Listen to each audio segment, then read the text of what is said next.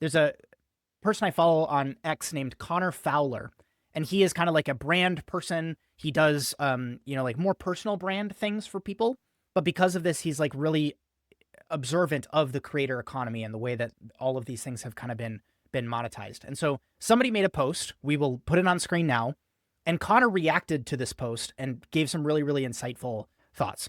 And so I'm going to educate myself on a little bit of Gen Z stuff. Ray, you can tell me if this has been on your radar or if some of this vernacular is just like, we're getting old.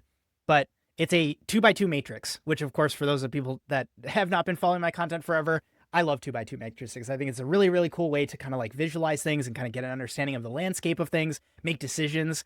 And so on one axis, the north to south axis is JIT and UNC, for those that don't know. JIT is like the young people, the cool kids, the people who like have taste, and they're the ones who are like setting the trends and like making brands change the way that they're doing things. UNC is like, as it sounds, uncle. It's like the old, crotchety person who, like Ray, gets the Chicago Tribune once a week in physical form delivered to his door. And then on the other axis, on the x-axis, is goated on one side, which is like the best, like everybody loves this. This is like, there is no better version of this. And then the other one is chopped, which I didn't know, actually, personally, is the opposite of goated. And so what this person has done is kind of like mapped these CPG brands in these four quadrants of like, you can be JIT and goated, you can be goated and UNC, you can be chopped and UNC, or you can be JIT and chopped. And for a hilarious way that this has played out, Prime is in JIT and chopped. So it is like, it's super hip with the young people, but like, it sucks, dude. Like, this is not like a good quality product.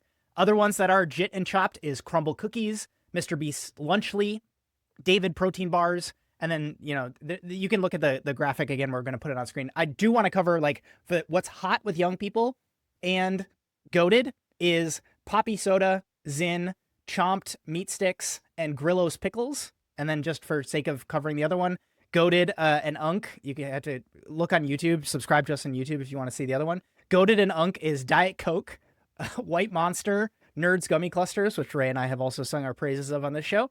And Flamin' Hot Cheetos is goated and UNC, which I think is hilarious. So Connor, who again is like, he has worked with a lot of really, really big creators. He's very opinionated on the creator economy. He goes, I've been wanting to find a way to talk about these things. And this graphic has finally given me an excuse to do so. And he talks about these really interesting kind of like almost like rapid market cycles that we've seen with some of these creator brands, where he says these brands have no sticking power because personal brands ebb and flow. You can't be king of content multiple years in a row. People move on and algorithms get bored of you.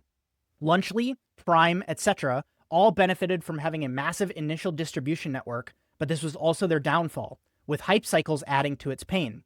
They are permanently bound to their creator, using brand loyalty from their audience to boost the launch.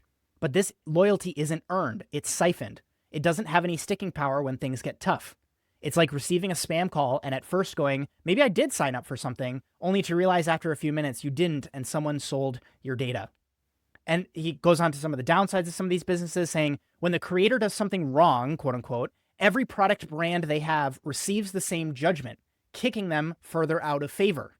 And again, when some of these creators are like so big and it's like they almost thrive on the edge of controversy, where they want to be inflammatory. They want to have like the really controversial people on their podcast. They want to kind of like do the next big stunt that's going to get them a bunch of views so that they get clipped and then they go viral.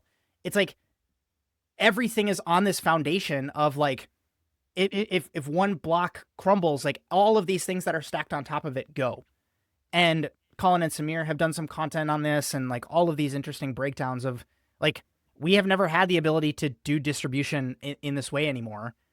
And it kind of like comes at odds of some of these other trends we're seeing of like, it's really hard for Mr. Beast to take on a sponsorship because it's so expensive to get exposure to 100 million people that are going to watch his next video.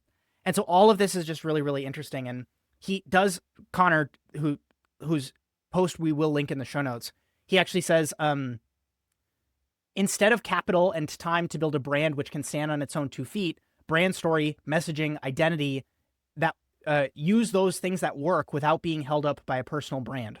And then once at scale, use organic and creator content to push it even higher. You need to be able to walk away from it knowing the business will still run. if you have to post content on your personal brand account to sell product, you will lose in the long run.